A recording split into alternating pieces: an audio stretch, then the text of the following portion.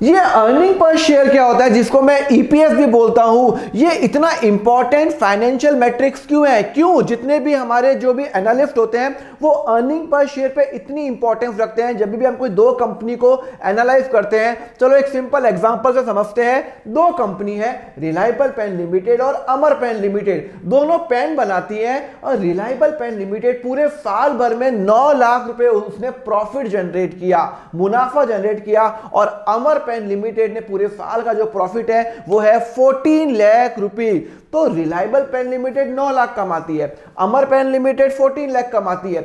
Assume करते हैं बाकी सब चीजें सेम है, तो अगर आपको पैसा इन्वेस्ट करना हो तो आप किस में करोगे? रिलायबल में करोगे, अमर में करोगे? Sir but obvious sir, Amar pen limited ज्यादा अच्छी है। क्यों अच्छी है? बिकॉज रिलायबल कमाती है मात्र 9 लाख रुपए और अमर कमाती है 14 लाख रुपए। तो भैया ये तो ज्यादा कमाती है ना, तो हम जो पैसा इन्वेस्ट करेंगे वो 14 लाख जो ज्यादा कमाती है उसमें इन्वेस्ट करेंगे, तो हम अमर पेन लिमिटेड में इन्वेस्ट करेंगे। ये तो कोई भी बच्चा भी बता देगा।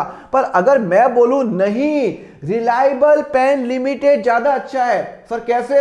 रिलायबल पेन तो सिर्फ 9 लाख कमा रहा है और अमर कमा रहा है 14 लाख रुपए, तो रिलायबल पेन लिमिटेड ज्यादा अच्छी कंपनी कैसे हो गई है? चलो मैं आपको बताता हूं। देखो इसके लिए आपको जानना पड़ेगा ईपीएस।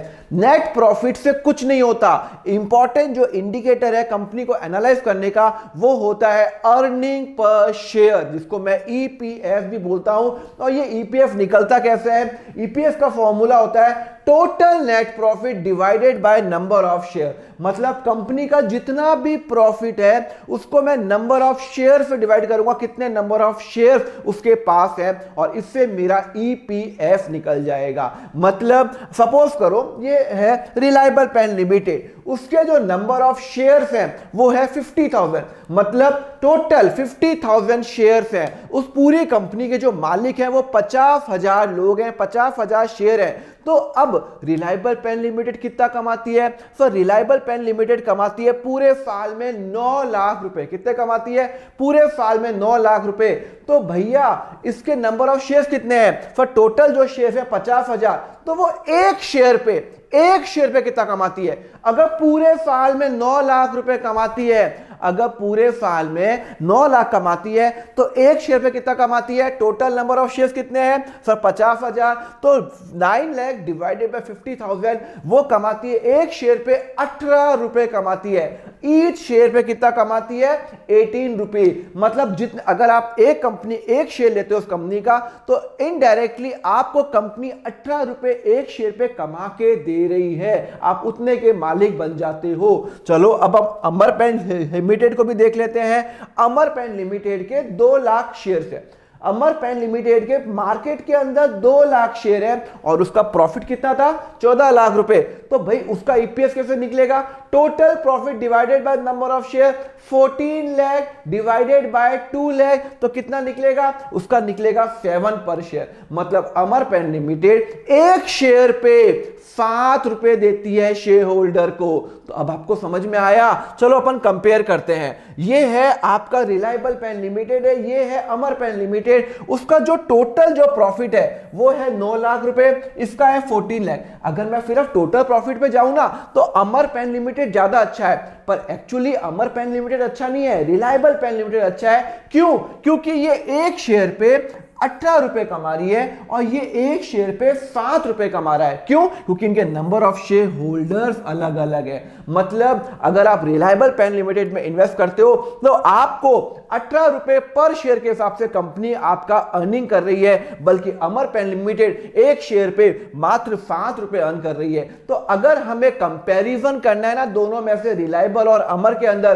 तो बट ऑब्वियस मेरे हिसाब से रिलायबल ज्यादा अच्छी है। मैं एज्यूम कर रहा हूं बाकी सब चीजें सेम है, मार्केट प्राइस सब कुछ सेम है, सिर्फ और सिर्फ आपको एनालाइज जो करना है वो करना है आपको रिलायबल और अमर पेन लिमिटेड में based on the net profit. तो आपको हमेशा क्या करना पड़ेगा?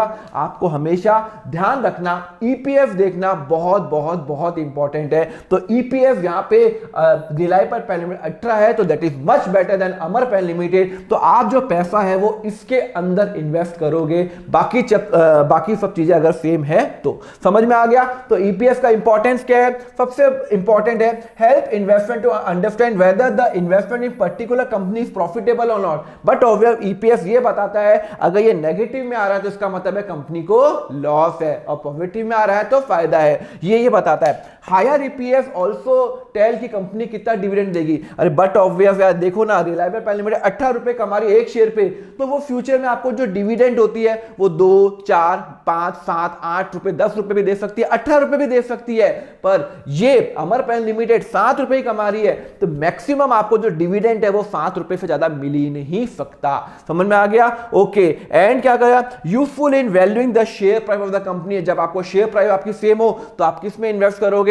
आप उसमें इन्वेस्ट करोगे जिसका हायर ईपीएस।